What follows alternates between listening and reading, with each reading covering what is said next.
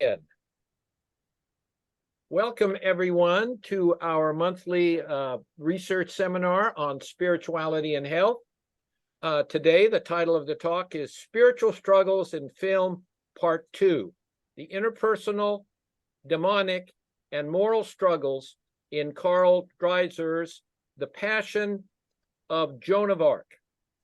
And this seminar is the second of a three-part series illustrating in film the spiritual struggles described by Ken Pargament and Julie Exline in their 2022 book, Working with Spiritual Struggles in Psychotherapy, From Research to Practice. Francis Liu is going to start us out. He is a Kim Professor in Cultural Psychiatry, Emeritus at UC Davis. Ken Pargament, as you all know, is Professor Emeritus of Psychology, Bowling Green University in Ohio, and Julie Exline, Professor of Department of Psychological Sciences at Case Western Reserve University. So, Francis, take it away. Thank you very much. I'll share my screen.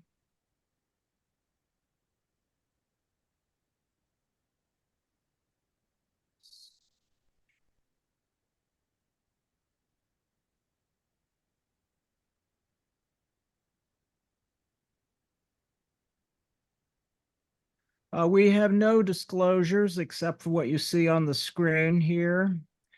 And there were earlier presentations that are at the website of the July 26, 2022 on the concept of spiritual struggles.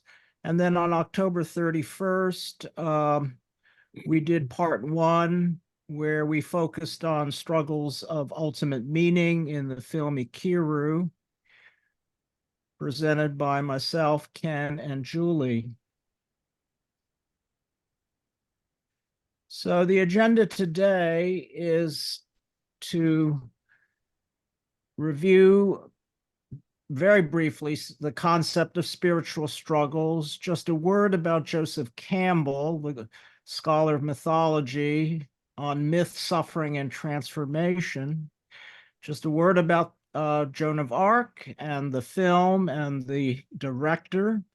I will then preview the 5 film clips in context, say a word about the mindful viewing of films process that I would encourage you to utilize as you watch the film clips. So they will be back to back for about 20 minutes. And then we will have a post-viewing processing of the film experience, including Ken and Julie's comments on 3 types of spiritual struggles that we see in this film. So these are slides that Julie presented at our October 31st presentation, the definition of spiritual struggles in their books. And there are 6 types that they have described, and we will be looking at the last 3 today. As you can see, interpersonal, demonic, and moral. And again, these are slides from Julie from the last presentation: interpersonal religious struggles and demonic struggles, and finally, moral struggles.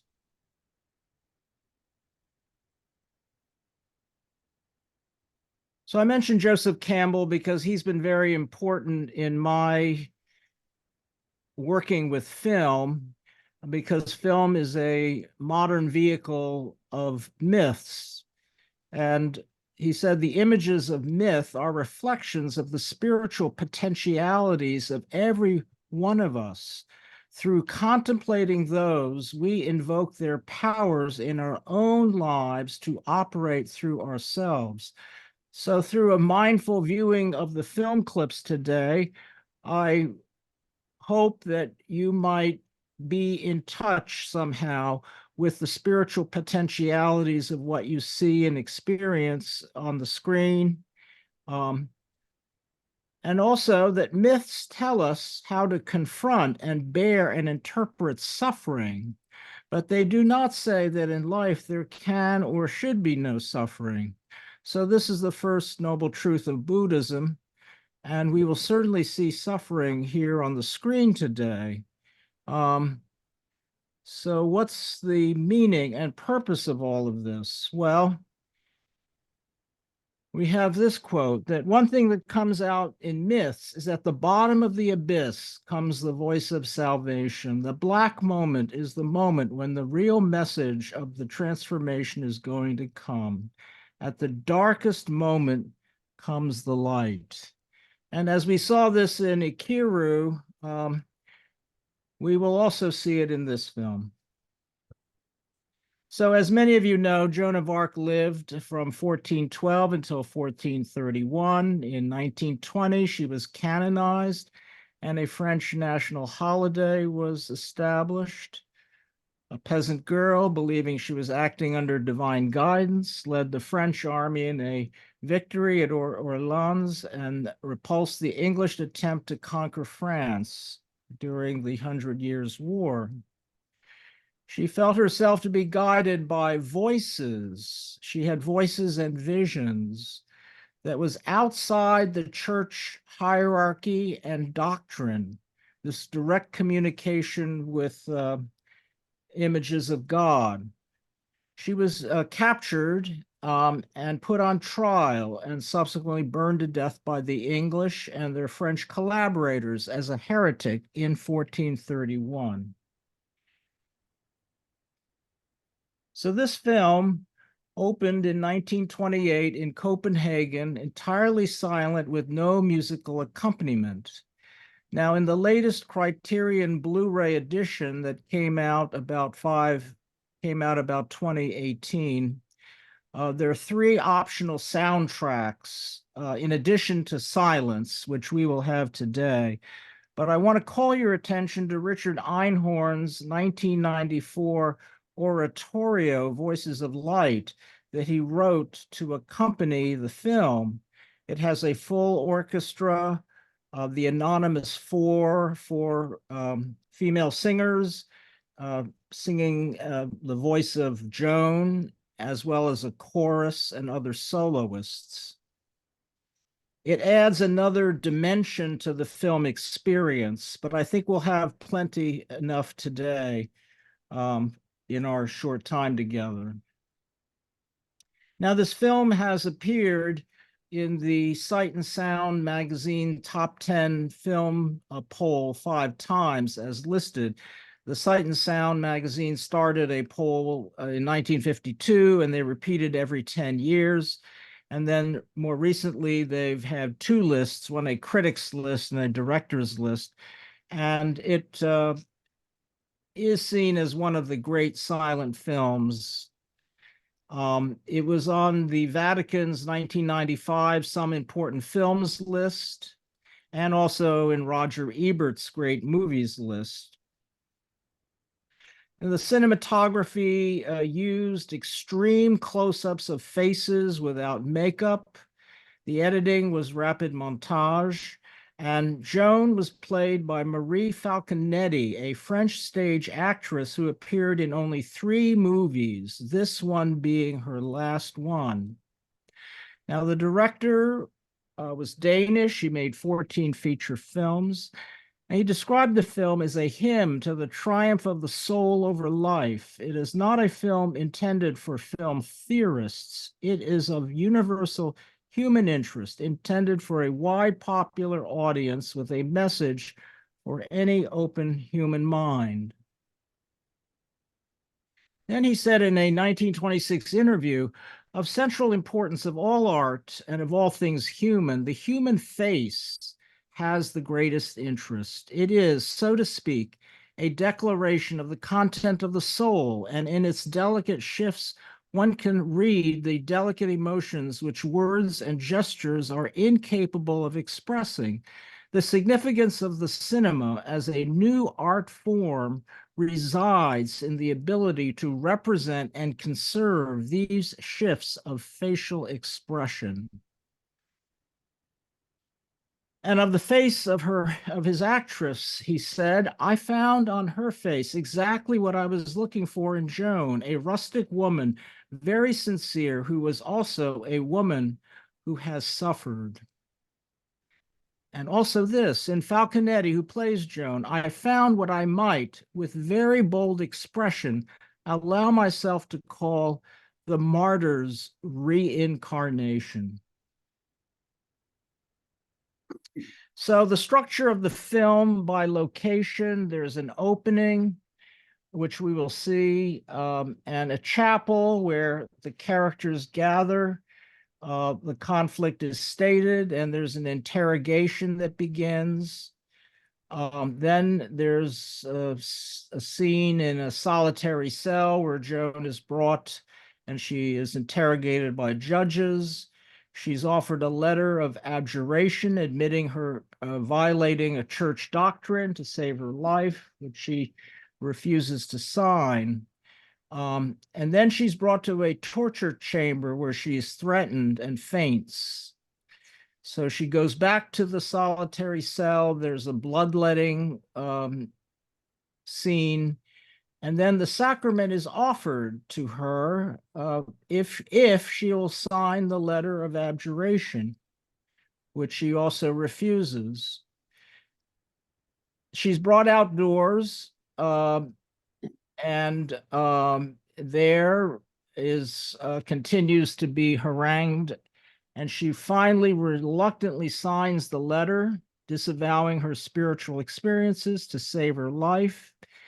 The onlookers plead with her to do so to save her life, and she is sentenced to life imprisonment. Then she's brought back to the cell, and her hair is cut. We see the hair on the floor. And then she rejects the signed letter, which signals that she has chosen her death. And then finally, outdoors, she's burned at the stake, and the onlookers revolt against the English. So the 5 film clips that we will see first starts at the very beginning of the film. There's a description of what this film is about, and we see a manuscript, which is a transcript of the trial. And the 22 historical sessions are compressed into just one day in this film. Now, the judges described in the commentary are as diabolically cunning, heartless cynicism hidden beneath hypocritical compassion, led by the Bishop of Beauvais, Pierre Cauchon. He's a major figure that we will see. And the theologians, they've aligned with the English. There's an Earl of Warwick in a British helmet that we'll see, and other soldiers who have conquered this part of France, and they're interrogating her to trick her into contradicting herself or saying something that is blasphemous. So she's on trial for not accepting the religious authority that rejects the authenticity of her claims and visions and voices that she experiences as direct revelations of God's will, thus bypassing the church even for salvation. So Joan must choose either to stay true to her experiences and risk her life by opposing the church, or confess her errors and either directly to the judges or by signing this letter of abjuration. So in the second clip, she's in that solitary cell, and the judges ask these questions. Did God promise you that you'll go to heaven? So you are certain of salvation and you do not need the church? Are you in a state of grace? And this is repeated twice. And the dilemma that she's in is that if she says no, she contradicts and undermines her previous testimony. If she says yes, her statement is blasphemous, since no one can be saved without the church. And so in this clip, we'll see Joan's response. So in the third clip, she's brought to the torture chamber. And here the judges say things like, we know your revelations are not from God, but from the devil. Don't you see it's the devil who has obstructed your thinking to betray you? She's offered the letter to sign again.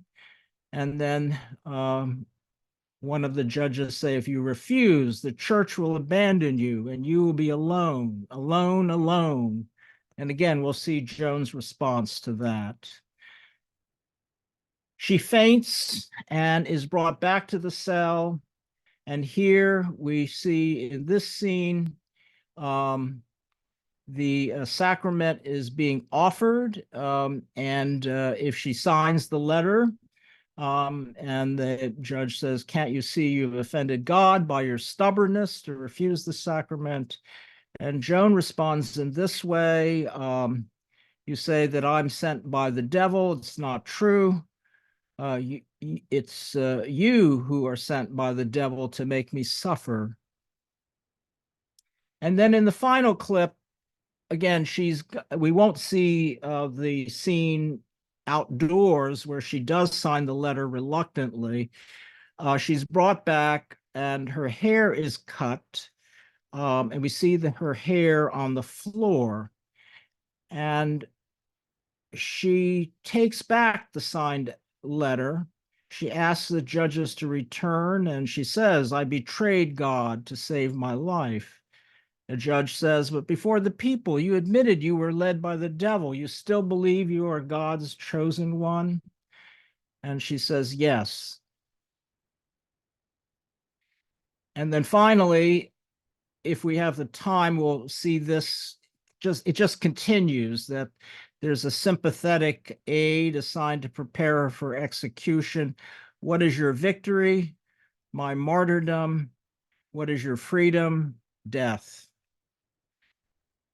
So I invite you to experience these film clips from a contemplative space, starting with your own way of silent centering. Pay full attention to what you see. We will play it silent, so there's nothing to hear, but what you see and what you feel, what are the moving moments of the film for you? And to let go of analyzing and so on, just focus on what you see and what you feel. And then after the film clips are over, I'll say a moment of silence. We'll have a minute of silence. Focus on the scenes and images that moved you. What did you see? And to then journal. Again, hopefully we'll have a few moments to journal where you just write to yourself whatever you experienced. And then we'll move to opening it up to type in the chat one moving moment so we can see what other people experienced as they watched the film clips. And during this time, we'll look over what people have written, and also Ken and Julie will comment on the interpersonal, demonic, and moral spiritual struggles that we see in this film. Okay.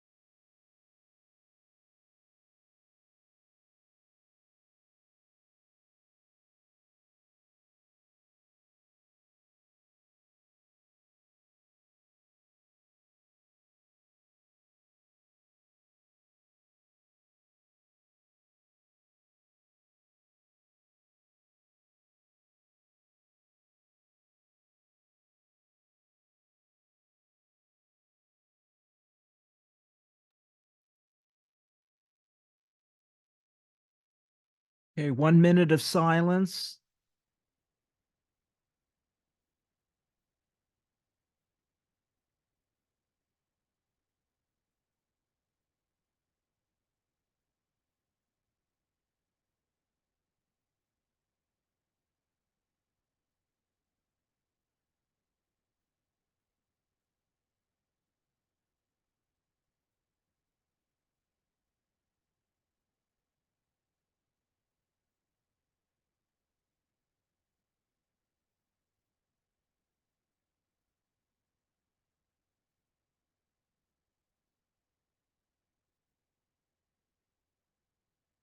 Now, just take a few minutes to jot down your experience of the film just for yourself.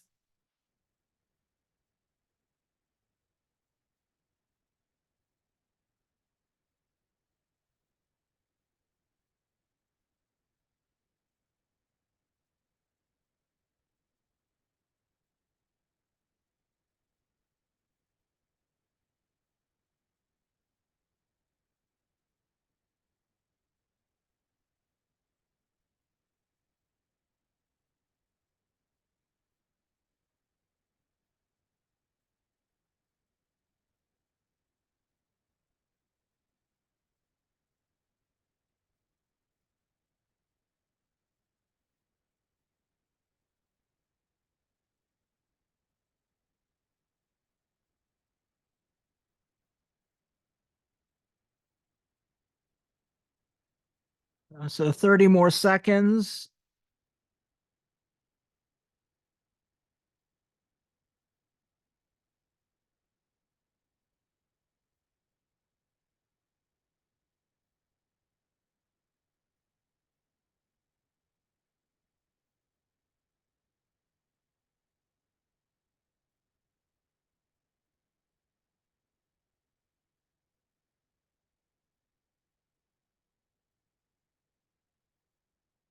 And if we could all come back to the room, and I invite you to just type a chat in the chat as to a moving moment, or comment, so we can see what other people have experienced.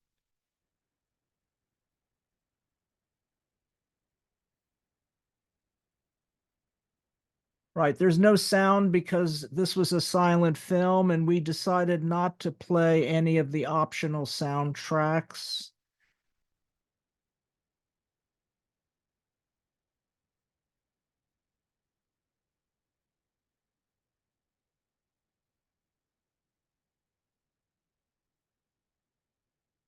Yeah, certainly the patriarchy here.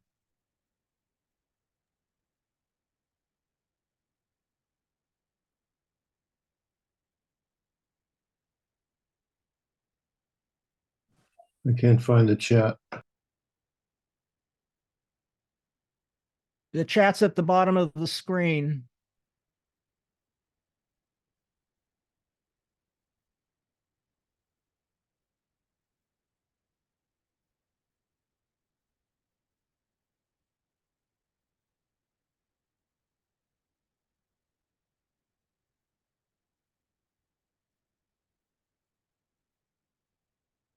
The judges and jury were the frightening, diabolical ones, the abuse of power by the all-male clergy was excruciating to watch. Yes, yes, very painful.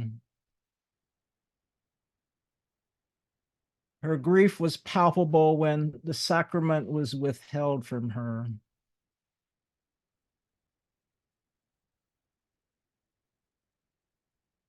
The judges, hungry for victory, wanting to control her soul, should be described as demonic. It is impressive how brave and resilient she was in resisting all the pressure to put on her to abjure. She was able to resist because of her deep and strong spiritual experiences. When she said, "Alone with God is for me a great demonstration of strength and faith. For her, God is entirely enough."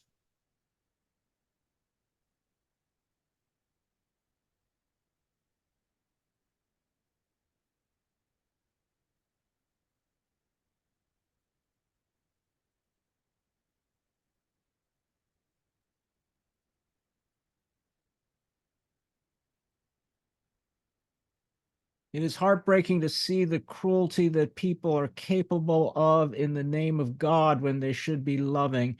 Faith seems to only thrive in surrendering to that true voice within.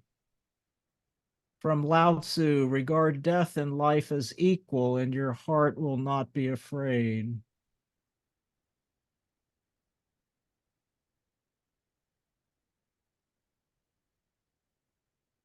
Well, thank you for those comments, and please continue to type in the chat if you'd like to share your experience of the film. And so, Ken and Julie, I invite you to provide any commentary that you would like. Okay, well, thank you, Francis. And Julie, I'm just going to speak for a couple of minutes because I'd like to hear more from your perspective about demonic and moral struggles in this movie. I think if we take a step back and look at this film as a great example of interpersonal struggles, we see that what happens when a political conflict becomes transfigured into a spiritual struggle. When we talk about interpersonal spiritual struggles, I think we often focus on struggles between family members or between individuals and religious institutions, but they do occur at the broader level of nations and cultures and religious groups, and as we obviously see in modern times and right now. But what we're seeing is what happens when interpersonal struggles are invested with spiritual meaning and significance. Their power rises exponentially. Mark Juergensmeyer wrote a really important book called Terror in the Mind of God. And he put it this way. He said, when a struggle becomes sacralized, incidents that might previously have been considered minor skirmishes or slight differences of understanding are elevated to monumental proportions. And the use of violence becomes legitimized. The slightest provocation of insult can lead to terrorist assaults, and what had simply become opponents become cosmic foes.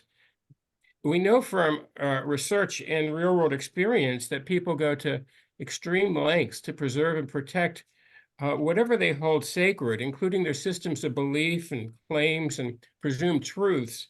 And this does include acts of violence to suppress or eliminate the views of others that are seen as threats or desecrations of one's own sacred values. And I think that's the process we see at play in The Passion of Joan of Arc. Her inquisitors use any means to cajole, intimidate, threaten, and trick her into confessing that her presumed revelations from God are ingenuine. And she, in turn, goes into great lengths to preserve and protect the reality of her own experience of divine inspiration. Now, of course, the inquisitors, compared to Joan, appear to have much more mixed motives. They're clearly striving at the behest of their king, who wants Joan to recant her claim that God is on their side. And Joan, in marked contrast, has this purer commitment to the truth of her revelation. So in one sense, and this is my final thought here, the film illustrates the terribly destructive potential of interpersonal conflicts when they become spiritualized. And part of me wondered how this and other religious wars might have been resolved sooner without the terrible price in bloodshed and sacrifice by so many people. Do they always have to end in this type of devastation when they become embedded with spiritual meaning and power? But in another sense, I think people are responding to with Joan of Arc is her interpersonal struggle becomes a launching pad for a powerful spiritual transformation as she ultimately sacrifices herself to live by her faith. Julie? Yeah, thanks so much, Ken, for sharing those wonderful thoughts. So I was going to talk a little bit about the role of the demonic in this film. And I just wanted to start with how we can see that demonic beliefs can really start to cause trouble for people. So before we get into like what might have made people see certain people's actions as demonic, just want to draw attention to this idea that when people see life in terms of a spiritual battle, you can have some psychological distress if you see it as a battle that's primarily located within yourself or within, the heart of each human being. That can sometimes lead to some, inner conflict, moral struggles. It might lead to, some people to be obsessive about purity concerns. So that's one type of issue. But I really think that psychologically and socially, we run into much bigger problems when we get into this pattern of saying that God is on my side, or I'm following God, and people who don't believe like me or people on the other team are following the devil or are evil, if you don't believe in a personal devil, however you want to frame it.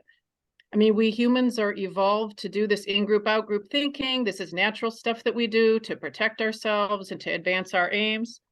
But when you get that angle of, as Ken was talking about, kind of sanctification and desecration, but actually come in and say, no, God is with me and you guys are with the devil, you can see how that leads to all kinds of problems. So that's something that we're studying in our lab right now, looking at conspiracy beliefs and political polarization.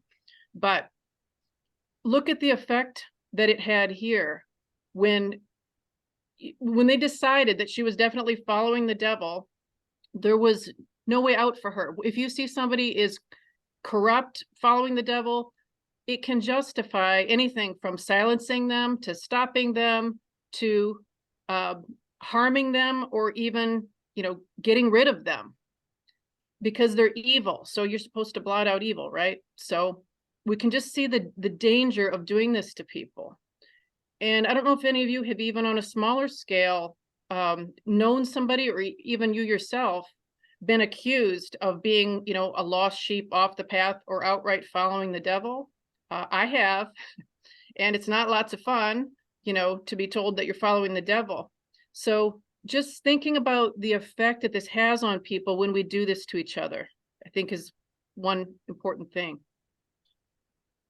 So in this movie, I believe the way that it's kind of set up is for us to have this impression that the devil, her accusers are seeing the devil in Joan. So let's just start there. They're going that route. But why would they be doing that? Well, one is, people, it's easy to see the devil in your enemies, right? And this is a political enemy. Also, people who are seen as kind of upstarts or proud or arrogant might be seen as being in rebellion against God or authority structures. And you certainly see that here. She's claiming to kind of be on a special mission from God.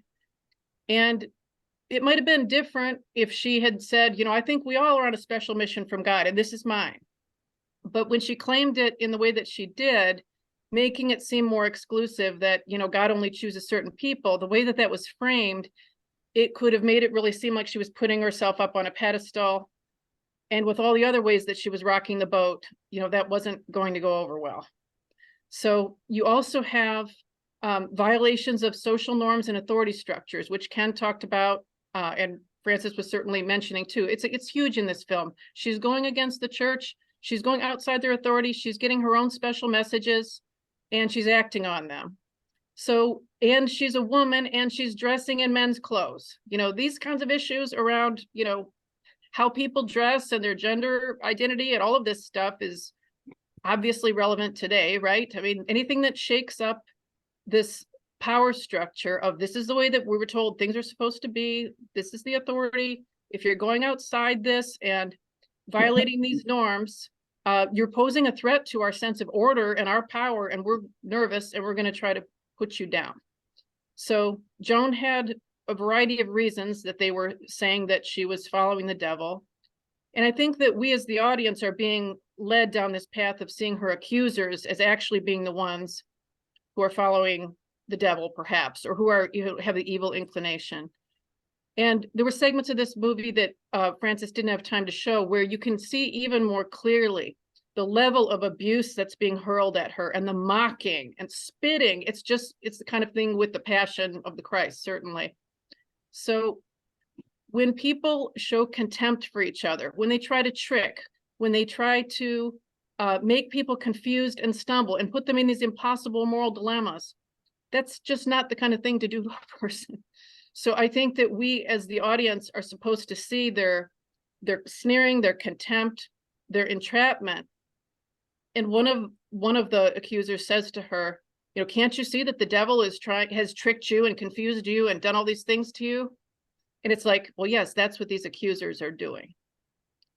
And my only, you know, hope from all of this is that in seeing her moral bravery and courage and what she went through, obviously it was a huge moral struggle for her, but I was interested in the moral struggles it might have caused for her accusers. Like to see somebody be willing to give up their life, to see how they're like, you have no moral compass. How quickly she repented when she thought that she had lied and went back and wanted the sacrament. And you could see how powerful that was to her. My hope is that in real life, that for people to see the witness of that moral compass and that courage, hopefully helped some of those people to introduce some moral struggles that help them to ultimately become better people. Thank you much for those wonderful comments, Ken and Julie. Harold?